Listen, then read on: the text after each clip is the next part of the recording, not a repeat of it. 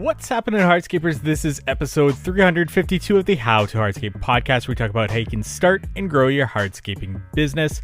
And on today's episode, we're joined by Tyler Speirs. He is the co-owner of EcoPlant Creations, and we get into some great topics here, from his experiences at a couple different companies to then starting his own company, and a major horror story that he has for us throughout this episode. We get into this, how it affected him, his business, and how he's recovered from that since. This has to do with not getting paid by a client for a large project. So if this is something that you've experienced, are experiencing, you're going to want to stay tuned for this. And if you haven't experienced this yet in your business, well, this is just something that you can listen to and understand what can happen and what red flags to look for from Tyler's experience in this. And I do want to say thank you for Tyler to be on the show and to share this so transparently with us and with our audience here. So thank you to Tyler.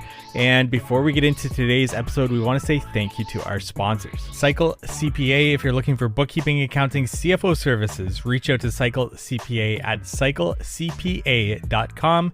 Let them know How to Hardscape sent you for money off their services there. And Knowledge Tree Consulting. George and Peter there are efficiency consultants in our industry, and I've had the privilege of having them both on one episode of the How to Hardscape podcast, and George multiple other times. And if you're looking for a software to dive into, check out the How to Hardscape headquarters software, which can help you budget, estimate, job cost, time track, schedule, chat groups. There's courses. You get access to our installation courses. There's tests at the end of them. Employees get certificates of completion, but you can also create your own courses, tests for those courses, use them as onboarding, training purposes, and so much more, and many more features that we have coming down. So check that out at hthheadquarters.com. That's How to Hardscape, hthheadquarters.com, or send me a message on Instagram at How to Hardscape. And without further ado, let's get into today's episode. Today we're joined by Tyler Speirs. He is the co-owner, along with his wife, of EcoPlant Creations, a business we'll be talking about today,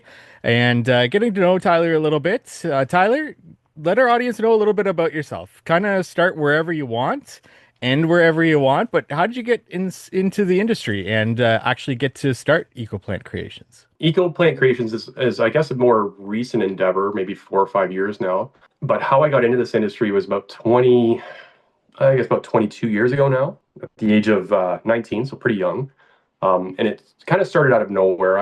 I've always been very artistically inclined and like to work with my hands. And we had a new house that we were renting the basement apartment of, me and my wife, from her father, actually. And I had this Buddhist statue that my friend gave to me, just this little concrete, sort of garden statue. And I always carried it around with me for some reason. We had this little spot in the back. I put it back there. I wanted to build this little water fountain around it. So I put a little liner in and put some rocks in and put a little pump in, and it kind of looked cool. It was tiny, though. It took me an afternoon, really. But my now father-in-law, he saw it and said, "Wow, you know what? That's kind of cool, but I want to extend this whole thing." And I had this grand plan for him to take this all down the stairs and this flowing waterfall. And I didn't have a clue what I was doing, but I'm like, okay, let's do it, So we tackled it. It probably took me 10 times longer than it would now, but we did it, and it turned out pretty nice. And then the neighbors sort of came around and saw it and asked for me to do some stuff. And so it was my first time going at it. My first season was literally me pushing my wheelbarrow without a pickup or anything like that, up and down the street, doing all these little side jobs for all these neighbors. And it just kind of started from there. It took off really quickly. So that was my I guess my first season. And then the next season, I had enough to maybe put a down payment on a pickup truck. So we got a little pickup truck going and started doing into some bigger jobs. Still didn't really have much experience behind me. Like I in hindsight, I shouldn't have been doing, $20,000 to $50,000 projects with the amount of experience I had. But somehow I think that the artistic side, I was able to visualize some things and draw things out for clients, and they liked that. So that's kind of how it started to progress. And that was down in Markham. And then I caught the attention of, I guess, a neighbor at that time. And he had been doing it for about 10 years. And he did some pretty unique stuff for I believe it was Markdale or Markville Landscaping, and he did stuff for Betts Pools, some pretty large projects. But he saw what I was doing. He saw what I was trying to accomplish, and he wanted to jump on board with me to get some bigger projects done. And through that came some connections with Betts Pools. So that company took off way too fast. I had next to no experience. And in year four, we're doing $250,000 projects for Betts Pools, and it was painful. It really was. He had some good experience, right, hands-on, but I didn't have the business experience. I didn't have the design experience or anything like that.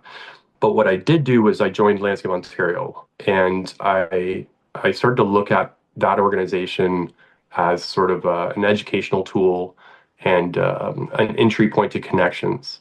And so I joined the Toronto chapter, and George Avari at that time from Oriel was the president of our chapter.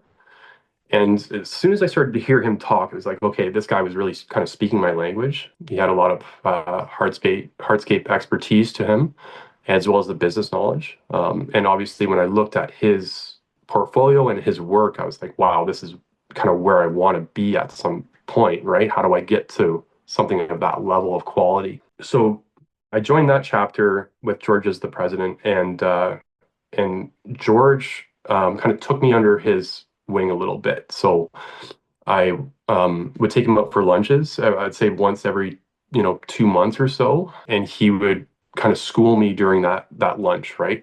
I would tell him what hurdles I'm facing, what I'm going through at that stage, and he would try to give me some advice. But what I can tell you now, and looking back at that time, it's like George was phenomenal at telling the future. Everything that he would tell me at those lunches that we would have, it would happen, 6 months later, or at the end of the season, or it blew my mind when I look back. I was like, wow, how is this guy so accurate with all the hurdles that I'm facing and upcoming? How is he?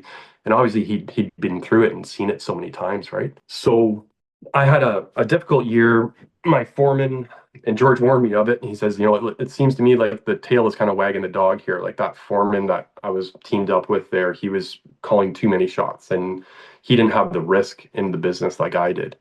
So at the end of the season, it was a tough season. I didn't really make ends meet, but George took me on. He saw the struggles, but he took me on as a subcontractor for a little bit, kind of helped me out with some cash flow going into the winter months. But when I saw Oriel, I was like, okay, I think the best move for me is to try to work for them or as a subcontractor, because the wealth of expertise that these guys have, the quality of projects, like this is where I want to be long term. I remember George coming up to me and saying, I think I want to offer you a job to come work with me. I said, okay, that's great, but what position will I be in your organization? And he said, well, I haven't quite figured that part out yet, but I do want you to come work for me. I said, well, I'm not really too willing to be in the field. I want to be in the office. I want to be in the design. I want to be in the sales. I need to learn that aspect of it. So they weren't too sure where they were going to fit me in, but I remember him coming up to me.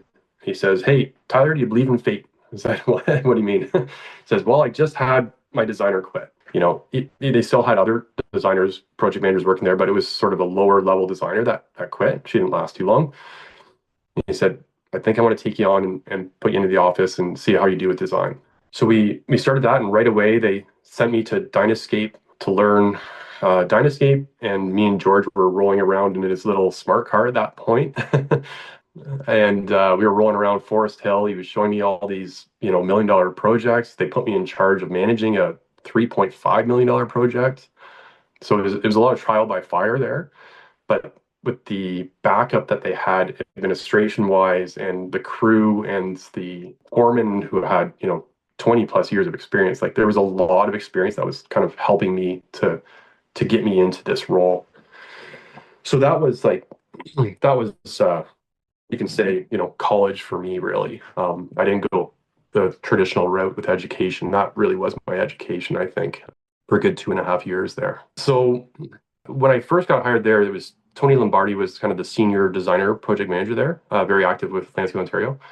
Great guy, and he helped me out a lot too, because he had a a hands-on approach, similar background as me with a struggling business before that he came on to work for them. He was a hand drawn artist. A lot of his designs were all done by hand.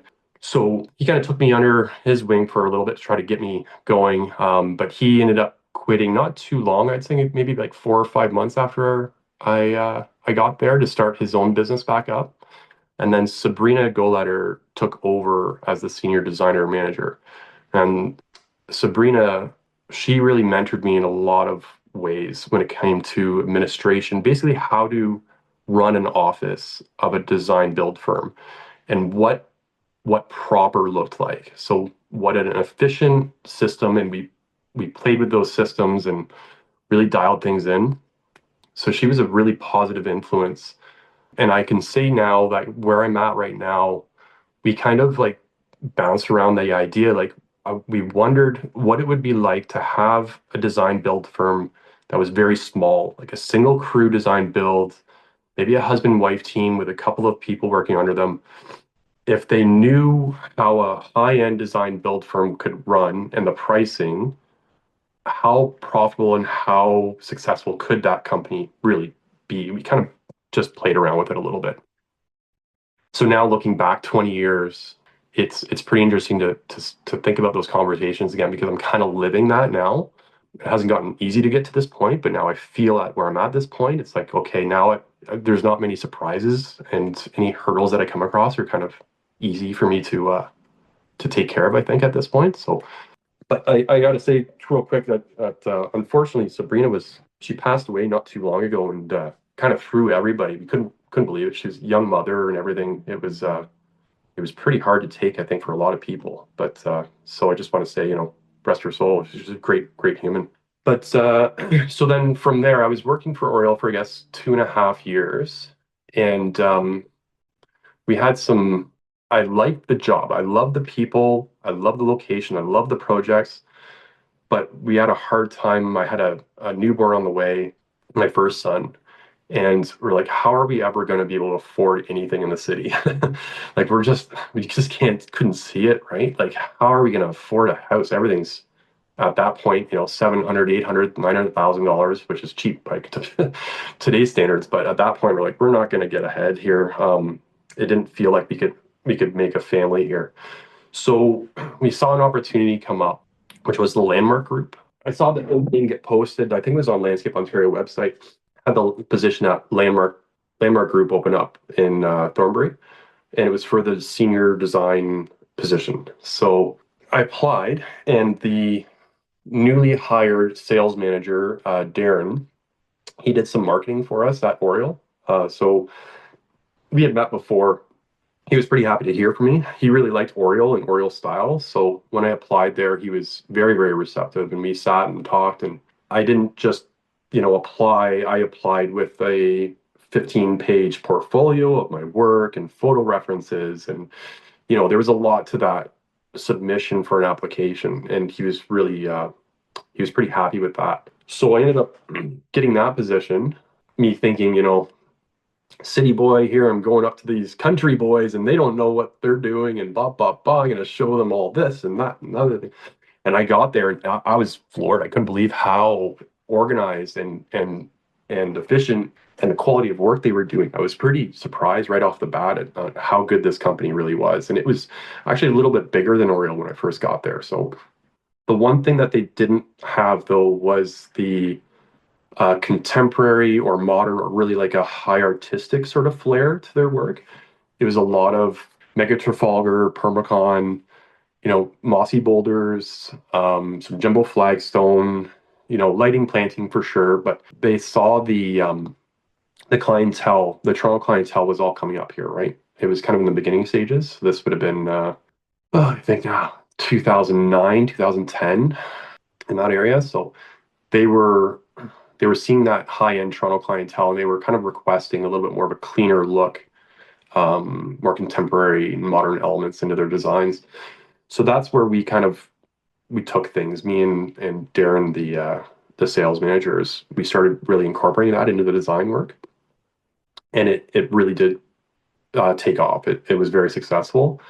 Looking back, like where those jobs the awards that they took home, and how it really catapulted Landmark into that super high end market. And the nice thing about up here is you don't just have like a 200-foot by 200-foot backyard to play with. You're talking acres and acres and acres, right? So it was pretty fun. It was interesting, and we learned a lot.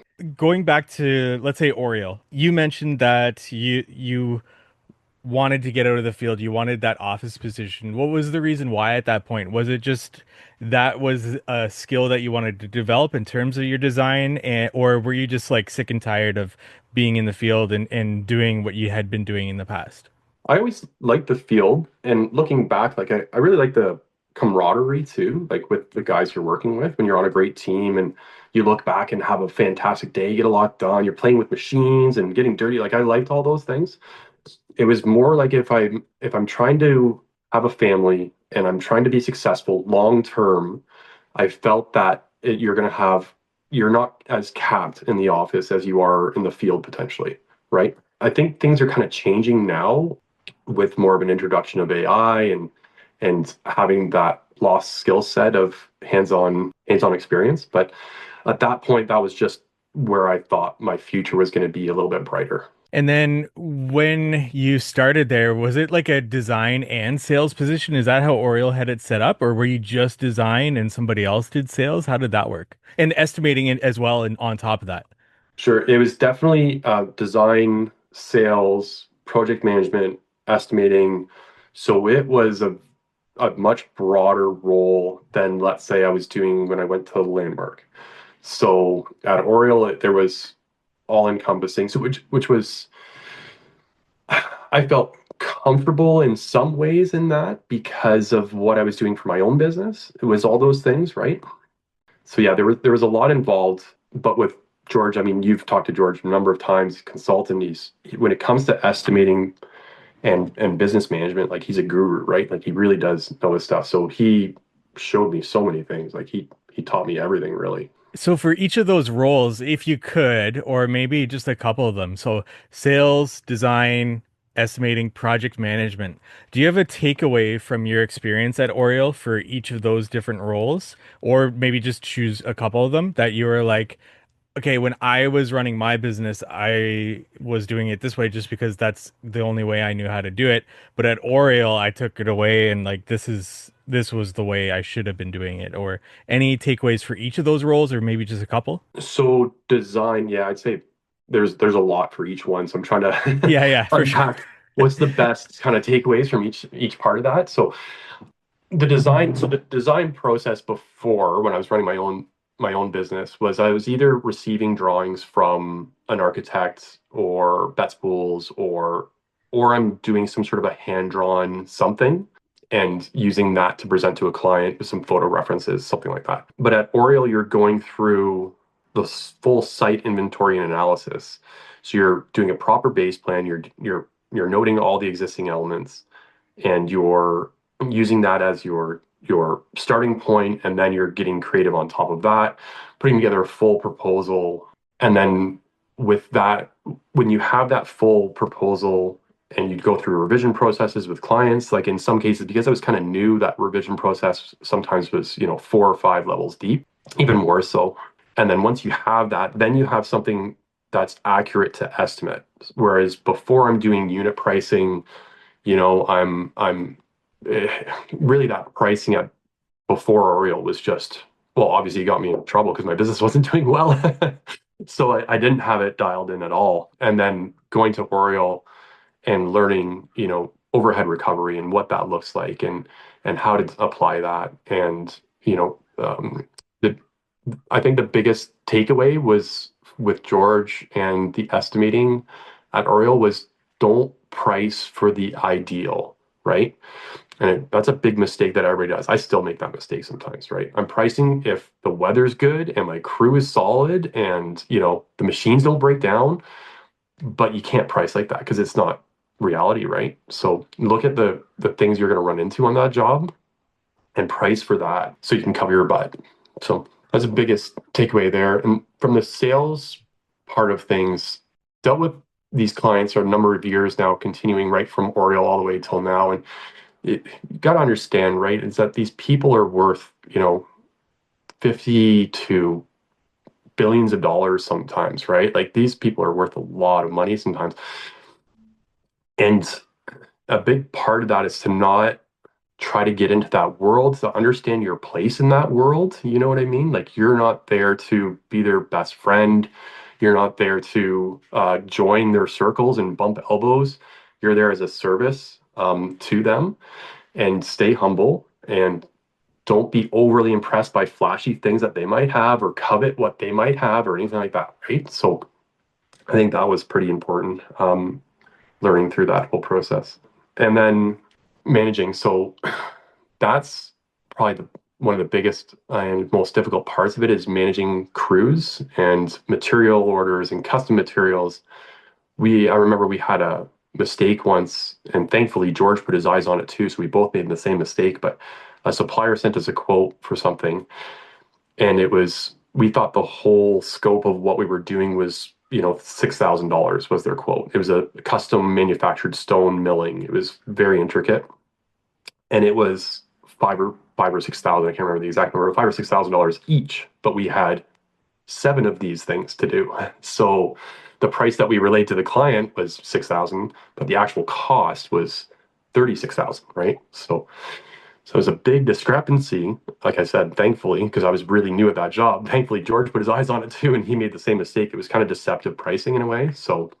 But so yeah, it's to really cross those T's, dot that I's, and thoroughly understand things so you don't get yourself into trouble later on. And then with the crews, they have to see you working hard for them.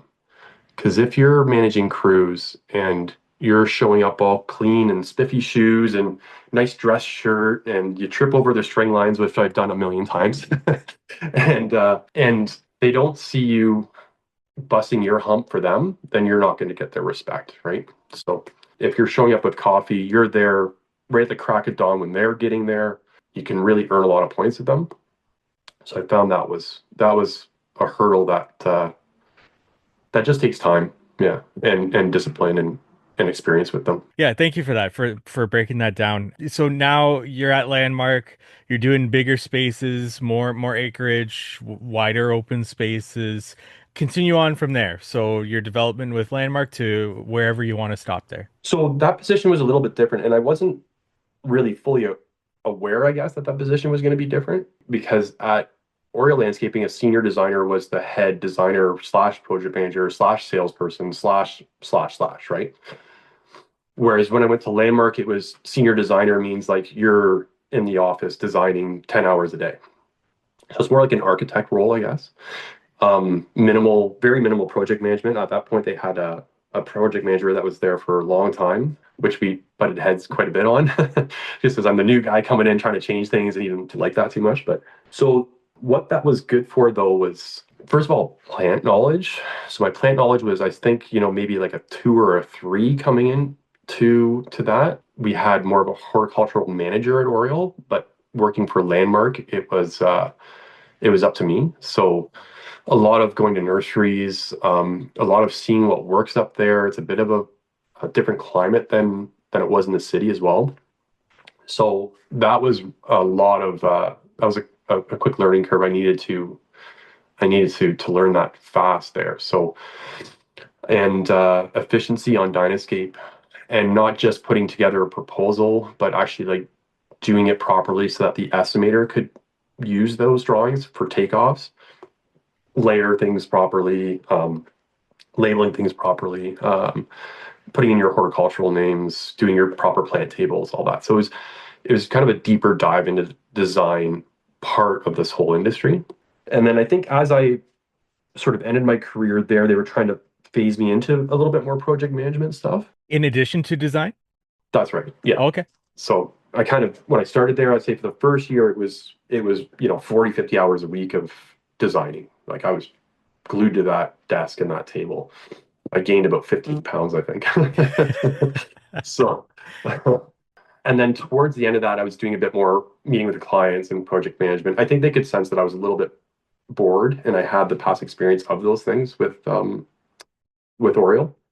So, but yeah, I was there for about 2.5 years. I think about 2.5 years, and then I kind of had a unique opportunity fall into my lap, which was my parents wanted to start a farm up in the area, and they wanted me to become the general manager and build quite a few aspects of that farm, as well as do all the drawings and permit submissions and management and all this other stuff. So it was kind of something I couldn't really say no to in a way.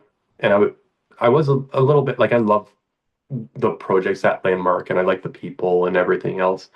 It was just, I think, being behind the desk for such a long time, it kind of had me wanting something different. So yeah, I started up that farm with my folks there. So, Landmark, did you like that in comparison to what you were doing at Oriole, where they had you doing project management, estimating, sales, and design? Did you like that you were like specialized in design, how they had it set up, and then they had estimators, they had project managers, so it's like separate roles, or did you prefer the idea and more so? As like a business owner as you are today, what kind of setup do you kind of prefer? Or was it more so that, like you said, Landmark was a larger company, so they could afford to have specialized roles in each of them? Where do you kind of see that? I definitely felt the Oriole model was better for staff and client. Okay. Um, the problem is to find those people. So to Right. find somebody that's equally good at designing, at estimating, at sales, at managing, like that's not an easy role to fill. And I think that's why it was set up that way at Landmark because they had a specialized salesperson. That's all he did, and he was very good at it. They had a specialized designer before I got there. She was very good at it. But the overall experience for the client, they're dealing with one person along the whole way. They have one point of contact. So that's a huge plus. Efficiency standpoint. So you're talking like when I design a project, I'm building it in my head, right? And I'm knowing what's going to work and what's not going to work. And then from there, it's simple for me to estimate it because I've already built the whole thing. It's already there in my head. I just have to put it down on paper, really, and apply some numbers to it, right? And then from management, now I've been the point of contact for the client. So I have all the communications, all the meetings, all the sit downs. I've been privileged to all of that. So now it's a lot easier for me to be able to relay those wants and wishes from the client to the crew, and then work as that liaison between the two parties. So I definitely feel that that is a better model. Again, it's hard to find those people, right? So especially when you're talking about a client who's spending $1 million on a project, right? You've got to be on point. Yeah. So then in comparing the two companies, when it came to splitting up design projects, how did they go about that? Was it going with somebody's specialty? Like if they had a number of designers, how did they go about splitting up who was going to take on that project? Did you find that when you were first starting out, you got the smaller designs and you worked your way up, or was it more democratic where designers would kind of put in like I want to do that one and you kind of played against each other there? It was an interesting point, I guess, in Landmark's history because their designer and their salesperson were kind of like a package deal almost. So they both left at the same time. So before it was the salesperson, the senior designer, and then a junior designer is what was there before. And then they left, and Darren came in as the salesperson. I came in as the senior designer, and that was pretty much it. So yeah, so it's a big company. So we were trying to fuel, millions of dollars worth of work out of a couple people, but I'm really the only person that was doing the design at that stage. But then I we had talked about it, and we had somebody in the field that was really interested in the design part of things, fairly artistic. So Matt, and I think he's still there now, I believe, and he was just a great guy, like really solid guy.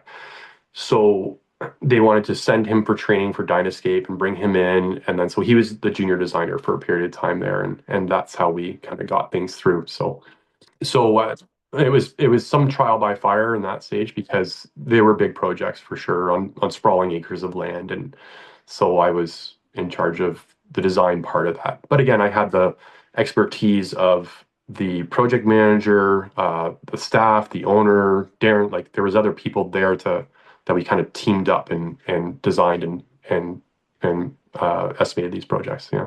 We want to take a break from today's episode to thank our sponsor, Cycle CPA. It's crucial to review your financial statements on a monthly basis so you can diagnose areas for improving your business's financial health early before they become significant issues. Too many contractors wait until the end of the year to review their financials as they file taxes, when it's often too late to take action to change the outcome. Cycle CPA not only handles bookkeeping and taxes, but they also ensure that you're armed with financial data on a monthly basis to make key business decisions. They offer benchmarking, cash flow forecasting, and assistance in developing targets for financial metrics. With their team of accountants specialized in the hardscape and landscape industry, they currently work with hundreds of companies in this field. Visit cyclecpa.com, and for $200 off, mention the How to Hardscape podcast.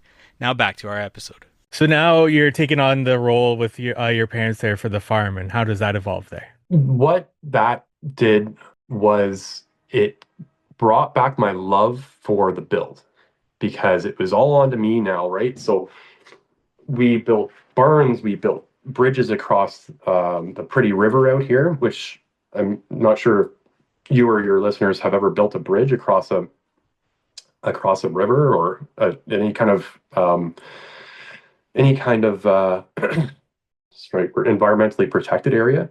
Like, it's not a simple thing. Yeah, you'd think it might be, but it's not. Well, especially now, but in those days, like, there's a lot of engineering consultants and a lot of time and energy that just goes into the preparation of this whole thing. So, but yeah, we built a 40-ton gross vehicle weight bridge across the river.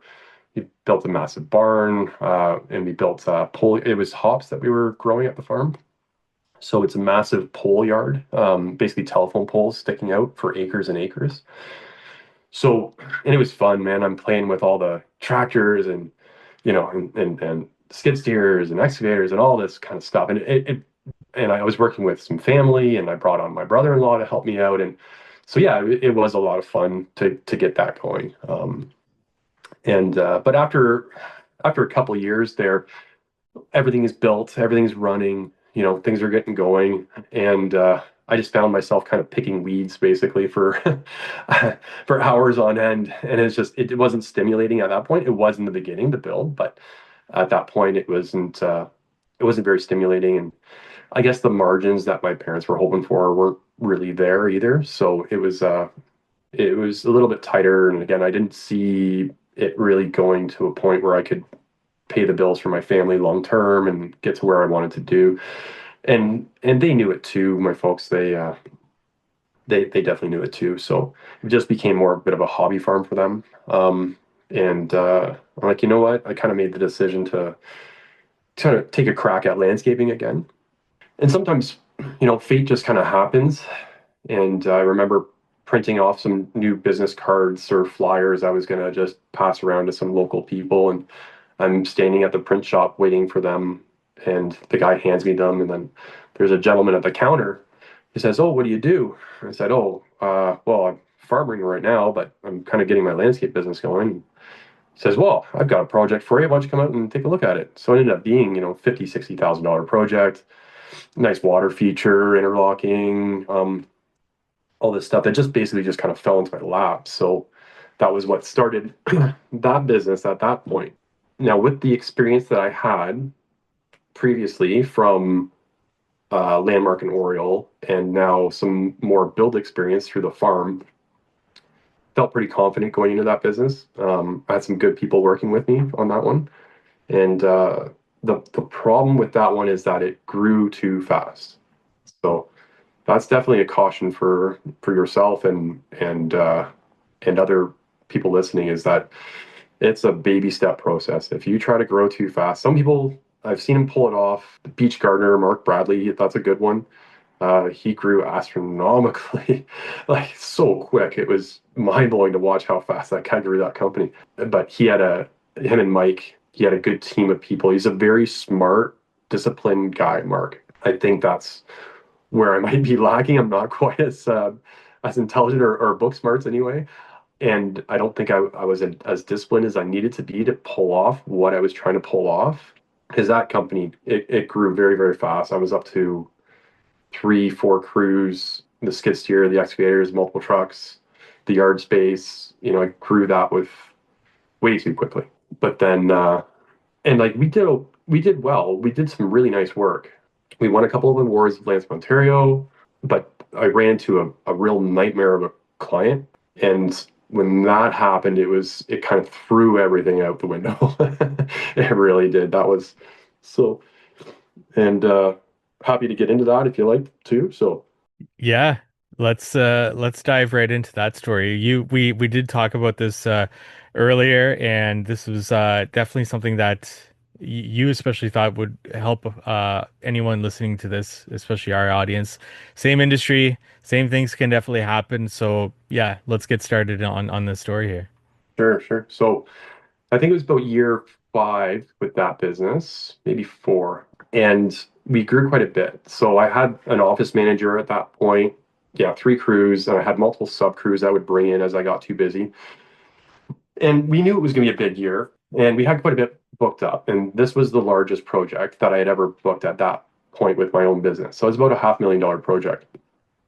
And I kind of said going into that year, that, as long as nobody kind of screws me over for money, we're going to be okay.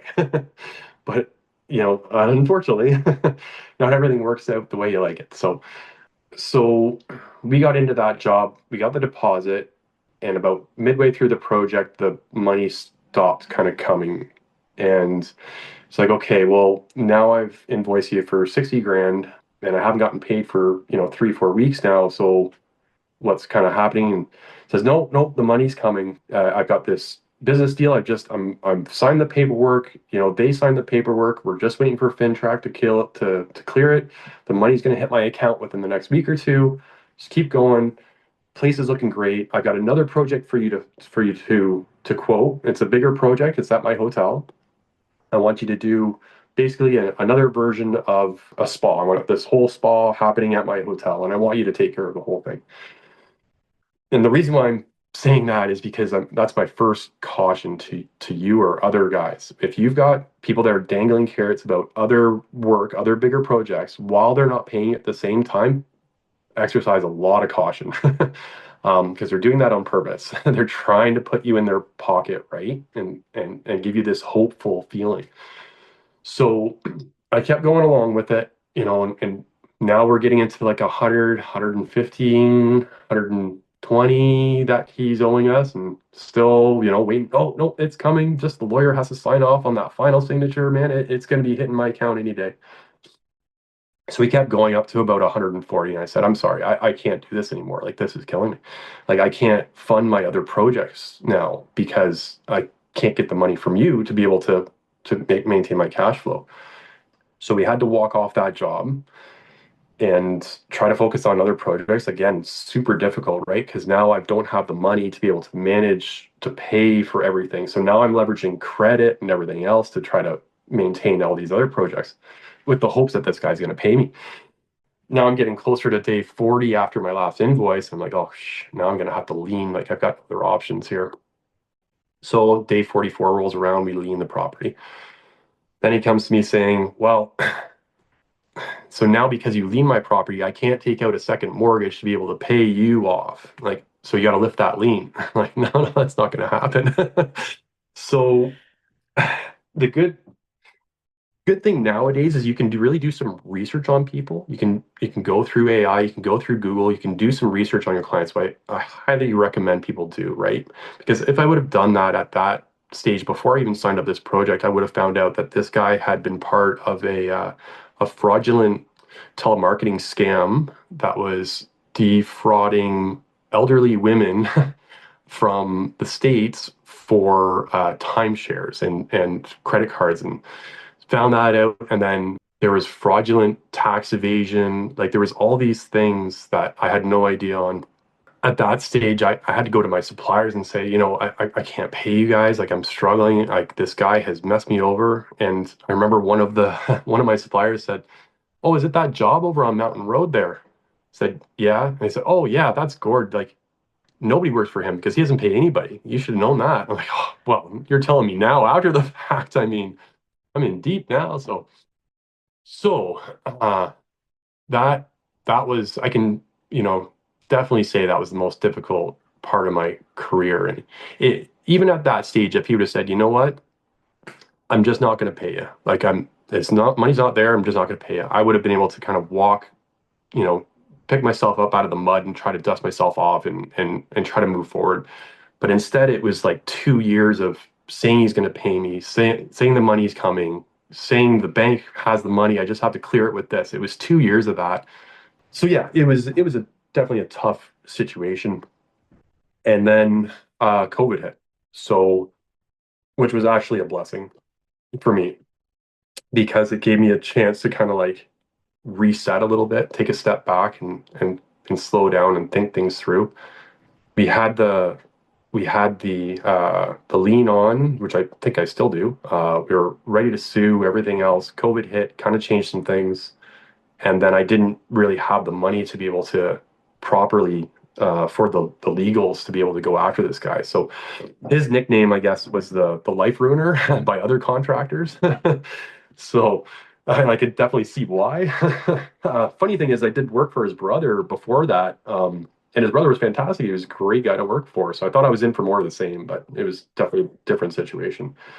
So I guess the takeaways from that, and I mean, I'm still trying to pay off some of the debts from that whole ordeal, right? And this is 6 years later. Sorry, no, it's 9, 10 years later now. So it's one of those things that really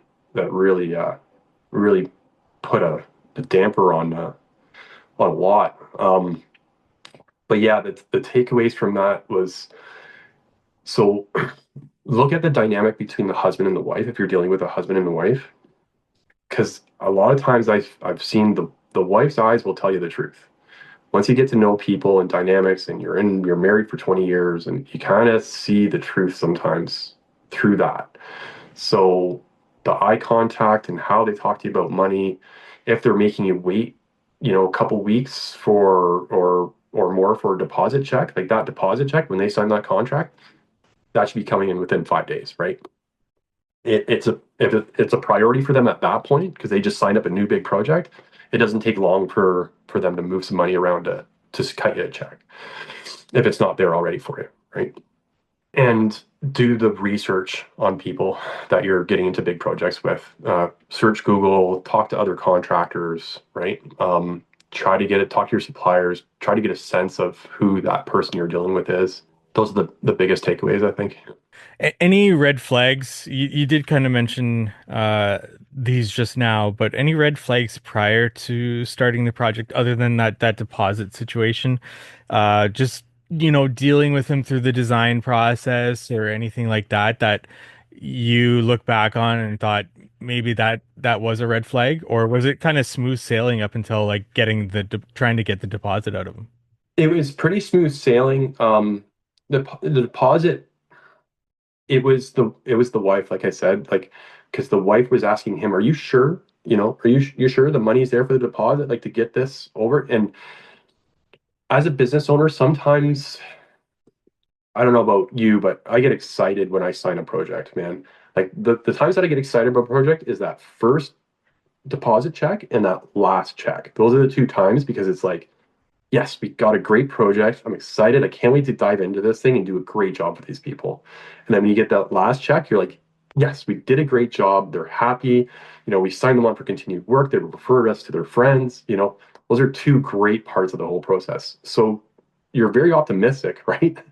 And you at that point, I was taking the word and of people as their value in a lot of ways. Um, I wasn't as bruised and as beaten as I am now to be able to take a step back and be a bit more hesitant and really look at the whole situation from a more analytical perspective. So there's a lot of hope and optimism in the beginning there. So that was what blinded me, I think, from what was kind of the red flags were. Any way you would change dealing with that client in any way besides, the actions that you did take at the time, leaning the property and doing all this, and besides like just stopping sooner rather than later, and pulling off that project? That's a difficult one.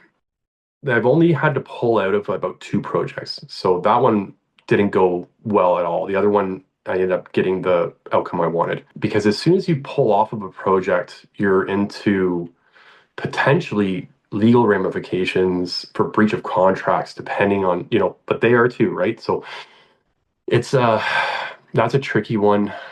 That's a very tricky one. If somebody's trying to defraud you, that they're trying to be fraudulent, then it's a real tough one. Yeah, it's very deliberate on their part. If looking back at it, it was very deliberate. So it's a tricky situation. Yeah, pulling off earlier obviously would have worked out well on that. When I was 30 or 40 grand deep versus 140, but not to say it couldn't have it could have gone the other way, if I would have on a different client, if a different situation happened, right? So yeah. But the one thing that I have learned, and I've learned this well last year. So I did run into a difficult client about 2 years ago with my newer business here. But this one, because my company is small now, so it's basically a one crew company. I'm there every day managing the work. I'm there in the trenches performing the work. So I knew that I was in the right, 100% on this most recent project. There was no question in my mind. I didn't have guys that weren't showing up on time or not doing a great job. Like I was there. I did the job. So as soon as I got the sense that, these clients are going to be difficult, I'm seeing other contractors leave the property. I'm taking photo references every day. I'm taking videos after every piece of progress that's done. I'm making notes. I'm making sure that if things go to a certain point, that my butt is covered, and it's covered very, very well, to the point where I can send this client, which is what happened most recently. I can send the client a couple videos and my account of what things happened, and I'm getting paid like that because they realize the truth. And a video is very powerful in those kinds of situations, right? Did you, after that initial project that you talked about where you weren't getting paid and you pulled off, was there sort of like mental ramifications of that where you just felt burnt out, you didn't want to do anything anymore for future projects, you were very skeptical of any coming in clients, which led you to be even less efficient or less in signing up projects? Like, were there those mental ramifications from that experience that kind of bled into the projects going forward? 1,000%. Yeah. Like, yeah, absolutely. The Yeah, I was an optimist before that, and I love the industry. And then that caused me to become very jaded, very skeptical of people. Yeah, that was a huge, huge mental load. Not sleeping, obviously, right? Not sleeping. At that point I had let me think now. At that point I had three children. So I had my oldest son, my my my second son, which is 2 years younger than my daughter, which is 2 years younger than that. So I had three kids at home, a wife that wasn't working, the only provider. So yeah, that was huge. And then I didn't have like the credit or cash flow to be able to continue with the business really. I kind of sold off what I could, and then just started to just go back into the field and focus on small jobs, just enough to make ends meet as best as I could. But it changed everything. I remember one of my suppliers that I couldn't pay said, well, I said, I don't have the money. He said, okay, well, how much is your excavator worth? I said, oh, it's worth about this. He said, well, sign me over the papers of the paper for the excavator, and I'll take that as payment. So, okay, so that's how I lost my excavator. So, trucks went back. Like it was, and I don't like I don't come from any kind of money or any kind of backup like that. So it was just all on me. I remember sitting outside of that guy's house that took that money from me, and sitting outside in my truck until like 3 a.m. just not knowing what I was going to do, right? I'm not a violent person at all. I've never wanted to ever go down that route at all. But I tell you, that guy, I had a lot, a lot of feelings like I wanted to, right? So maybe that would have helped me a little bit. Take a knee out, I don't know. Well, Tyler, I do really appreciate you being so open about that. And I did ask you that question kind of already knowing the answer to it. To ask you this one is, where are you today in your love for the industry from what that caused you to maybe fall out of love in the industry or not trust people and so on? Where are you today from those mental ramifications and how you've recovered and what has caused you to get to where you are today, if it's improved? Yeah, absolutely. So again, I said like COVID-19 was a bit of a blessing for me in that situation because all of a sudden it seemed like I wasn't quite on the hook as bad for my daily expenses, my living expenses, things like that, right? So people weren't able to make money for a good year, basically with COVID-19. I was all better, for no lack of a better term, I was just a loser. I went from being a successful business owner to having lost everything, and it was tough. It was huge mental load. It took my marriage to the right to the brink of failure, like right to the edge. So, but what else am I going to do, right? What else am I going to do? Am I going to sit and wallow in it and accept that I'm just a loser and lose my whole family and everything else? Or am I going to try and keep working and keep trying and trying to improve? So, COVID-19, it gave me that ability to work on myself a little bit and try to improve my skills and my headspace and my mental discipline.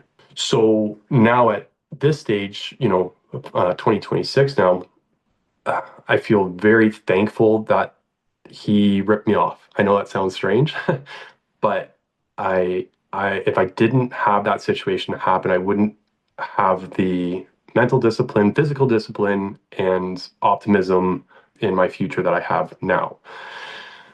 The lessons that were learned through that whole process are invaluable. As painful as they were very important lessons. I'm much, much better at reading people now, reading situations. I think some of my joyful youthfulness that I carried with me up until that stage was almost seen as a weakness from some people, whereas now I feel a lot more balanced with that. So I still have my enthusiasm, I still have my love for the industry, or I've regained my love for the industry, but now I have that those difficulties that have wizened me up quite a bit. Yeah, yeah. So now at this stage, I guess.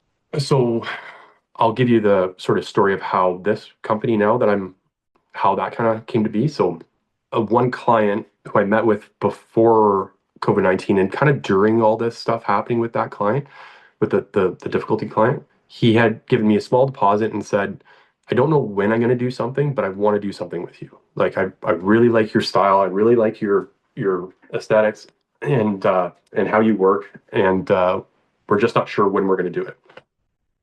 So he called me up out of the blue. I guess it would have been 2021, and said, Tyler, took me a little while to track you down. I changed my business, my phone number, all that kind of stuff. And he tracked me down and he said, we're ready to do something. We want you to do it with us. So come on over. Let's get this rolling. Let's design it. We made some changes since last time we talked, but we want to do it, this coming fall. And this was in the summer. He approached me and got there and started talking about this project. Quickly realized like this is a $300,000-$400,000 project. I wasn't sure if I was at all able to take this on. And so I was pretty open and honest with him. I kind of gave him a bit of a breakdown of what the situation was with me and how it all played out. And I said, I'm just not sure if I can pull this off. And he said, no, we have absolutely all the faith in the world. We've seen your work. We like how you are. We want you to take on this project. So I ended up doing it. And it was just me and one or two other guys. One was a subcontractor that just helped me out a bit. And we pulled off this project. And through that project, I remember going into that job, getting the deposit check and wondering if it was going to clear the bank. And then him going away on vacation, and he says, I'll leave you a check. I'm gone away for about a month. I'm going to leave you a check. It's just inside here. And And, we can't wait to see the progress when we get back. And I remember going through, it wasn't quite in the spot that he told me he was going to leave it. So I'm like, oh no, I'm screwed over again. I was so wary and thought that I was going to get messed around by this guy through the first half of that project. And it turns out that these people reinstilled my faith in humanity. They were such fantastic clients. You can't ask for better clients. It was a phenomenal project and one of my favorite jobs. And I still do work for them. Anytime they ask me to do work, I do work for them. We just built a shed for them. That was an $85,000 shed for a shed, right? So, but it had to match every detail of the house, proper stone veneers and curved roof lines. But if it wasn't for that, for him, I wouldn't be where I'm kind of at now. So through him came another project down the street, and another friend of his. I'm actually doing a custom sauna right now for another friend of his.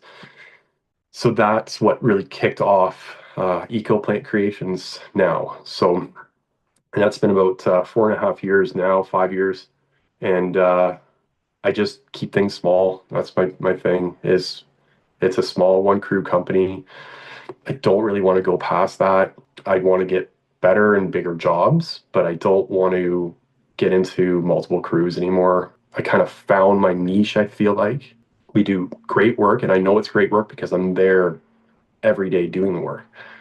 So yeah, happy where things are, and just continually trying to improve things, and sort of offset some of our downtime with some carpentry or interior work. And I've gotten into some custom sauna building. I'm doing a few of those right now. So yeah, very optimistic now. Very happy. We went on our first vacation in a while.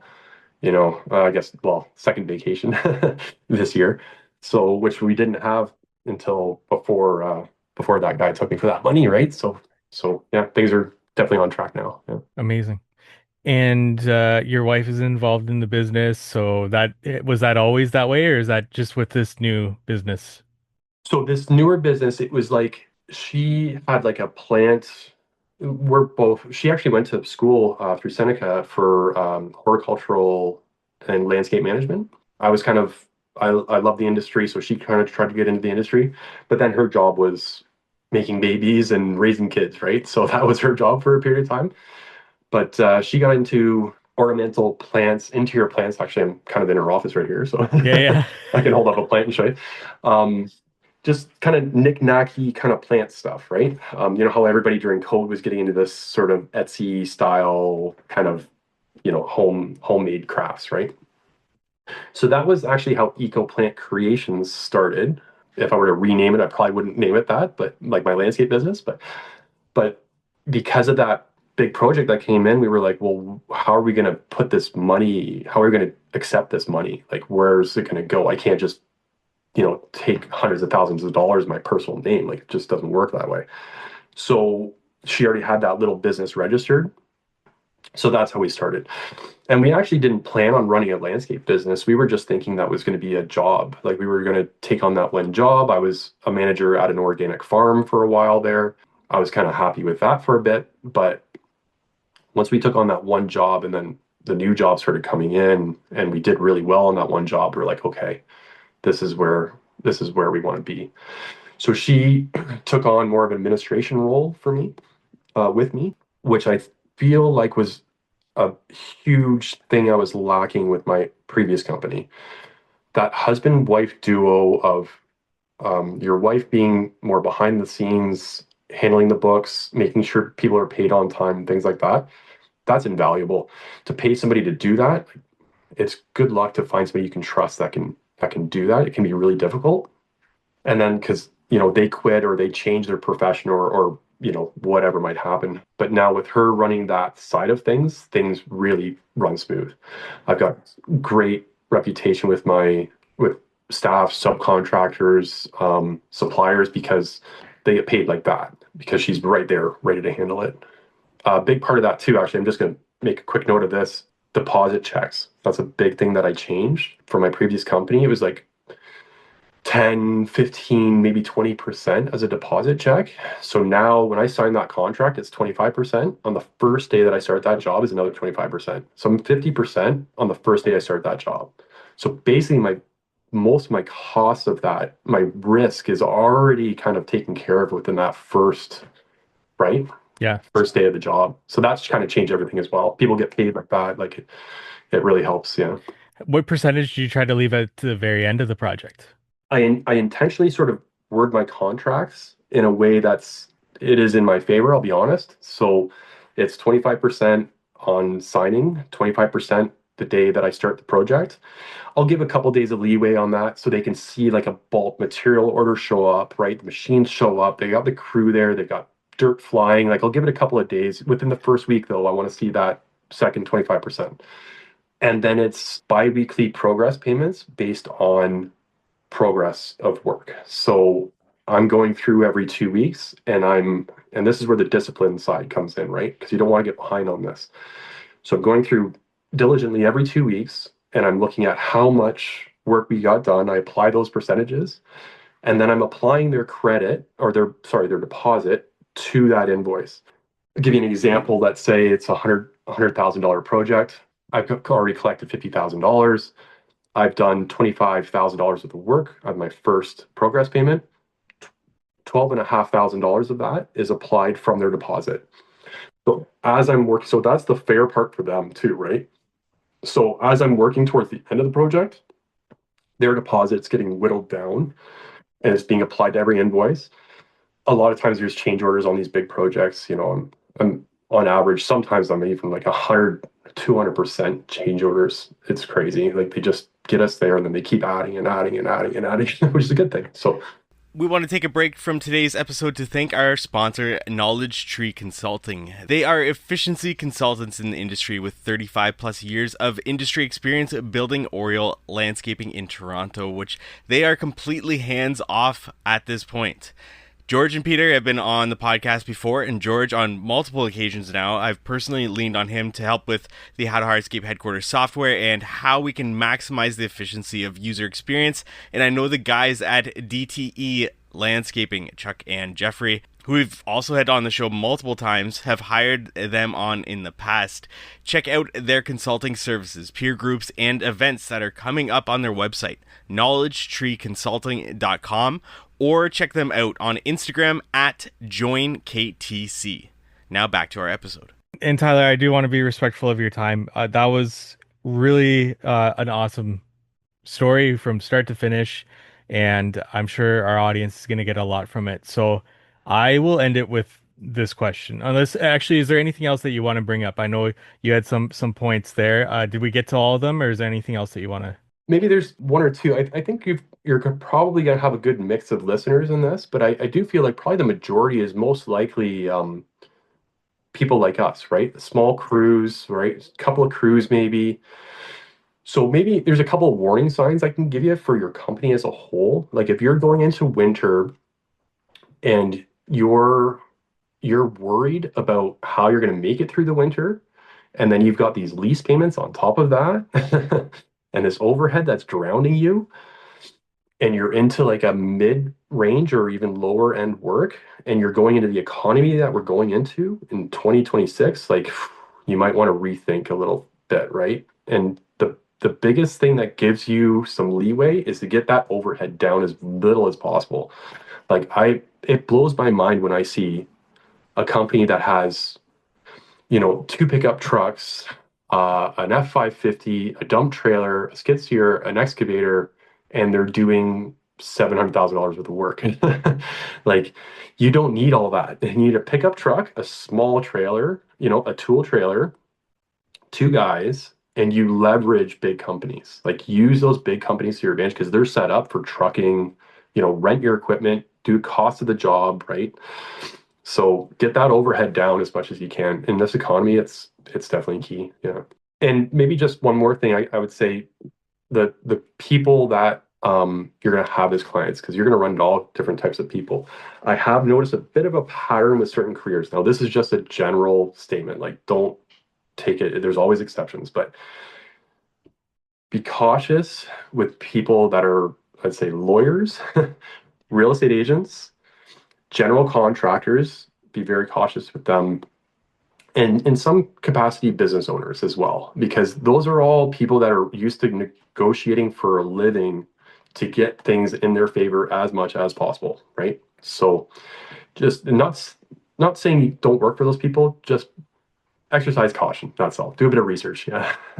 It is funny that when you brought up the trouble client that he was trying to egg you on to continue working is for promising more work. And Yes. the first thing that came to mind is, man, that's what realtors try to do Oh yeah. all the time. Real estate agents. I have a tough one with that. And yeah, that was my most recent one. My most recent hurdle was a real estate agent, a big wig out of the city, built himself a second home up here in Wasaga, and he was a bit difficult right from the get-go, but I saw it coming this time. And so I'm making sure that I'm dotting my I's and crossing my T's. I'm taking videos, I'm taking photos, I'm doing my job to the best of my ability every single day that I'm on that site because I saw that kind of red flag and I priced for it on the beginning end, right? So that's where that wisdom kind of takes into it, where you can see it happening, right? So yeah. And just a quick thing that because I mentioned a lot about George there, who is again, I consider him probably my most influential mentor and in a lot of ways even a father figure in my life. I have a lot of respect for that man, but Peter as well, working there, they're almost like a yin and a yang because George is so heavy into the numbers and into the efficiencies and everything else, and Peter's got this real creative sort of soft and understanding side to him. They worked so well together, and they were both pleasures to work with. Tyler, I ask this last question to every business owner that comes on the show, and it's kind of followed the theme. You've probably answered it numerous times throughout this episode in many different ways. But I asked them, what's one thing you know now that you wish you knew from the very beginning? And this could be personal related, this can be business related, this can be related to anything. Like I said, we've kind of touched on it in many different ways throughout this entire podcast. But if you could boil it down to just one thing that you know now that you wish you knew from the very beginning, personal, business related, what would it be? I think it's more on the personal side of things. If you're a guy that is looking to get into something for the benefits that it can in your life, you're looking at the wrong the wrong thing. You got to look at it from what feeds your soul and what you're passionate about. Because if you can find that, then everything else seems to sort of fall into place a little bit. Along with that, though, is I think universe or God or whoever, however way you want to put it, will give you everything you want, give you everything you ask for. But it's up to you to be able to push away distractions, to have the mental and physical discipline to be able to pull it all off. There's a lot on you to be able to make it happen. So if you're a guy that likes to can't wait to get off at 3:30 or 4 o'clock on a Friday afternoon so you can pound back 12 beers in the garage with your buddies, like you're not going to be all that successful. You're better off working for somebody. If you want to be a business owner, this has got to be your passion, and you've got to work at it all the time. And not just your business, but on yourself. I've spent most of my winters trying to fix my body so I can be able to handle the physical stress the landscape season puts on my body, and eat well and work on mental clarity and things like that. So yeah, I think that's important is your passion and your discipline, how those things play into your business. A good way to put a bow on this episode. Tyler, thank you so much for everything. That was awesome. Thanks for being so transparent, sharing that story, sharing the difficulties that came with that. This is going to help people, listening to it either when it's released or well into the future. So I do really appreciate that. But for our audience, where can our audience find out more about you? Where can they follow along your journey, your business? Where do you want to send them to? Sure. So my website would be ecoplantcreations.ca, just how it sounds. My email, which I need to change it according to George and Peter, which I agree with them, but for now it's ecocraftcan with one N at gmail.com. And we're just sort of getting really kind of pushing things out this year a bit more on social media and stuff like that. But again, I'm trying not to grow too quickly. All my work I'm lucky enough that it all comes through a network of word of mouth, predominantly word of mouth. So, and it's been going pretty well, almost too well. So try not to grow it too fast. Yeah. Is there an Instagram page for the business yet? There is. It's Designs by Eco, and so that would be the Instagram. And I'll send you, maybe just to make sure that it's all spelled correctly, I'll send you that in something separate there. So Perfect. And I'll include that all in the show notes. So if anybody's listening to this that maybe wants to reach out to you, and yeah, just appreciate you being on the show and sharing those stories. And maybe they might be going through something very similar and might want to ask you some questions. yeah, I'm totally open to anybody who might be going through some of those struggles that might need some advice. With the legal lien procedures and stuff like that, there's some things that are pretty important. And yeah, hopefully we can do it again sometime and check back in with each other, and I appreciate that. And yeah, and I am hiring. I am. So just putting that out there too. If there's passionate people in my area, I am hiring. So yeah. Beautiful. Tyler, thanks so much.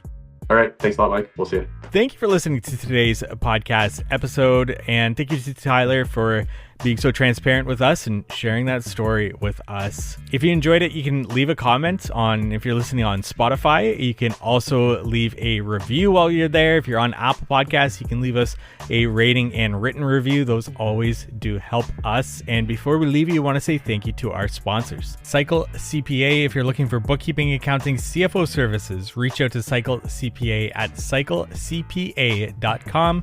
Let them know How to Hardscape sent you for money off their services there. And Knowledge Tree Consulting. George and Peter there are efficiency consultants in our industry, and I've had the privilege of having them both on one episode of the How to Hardscape podcast, and George multiple other times.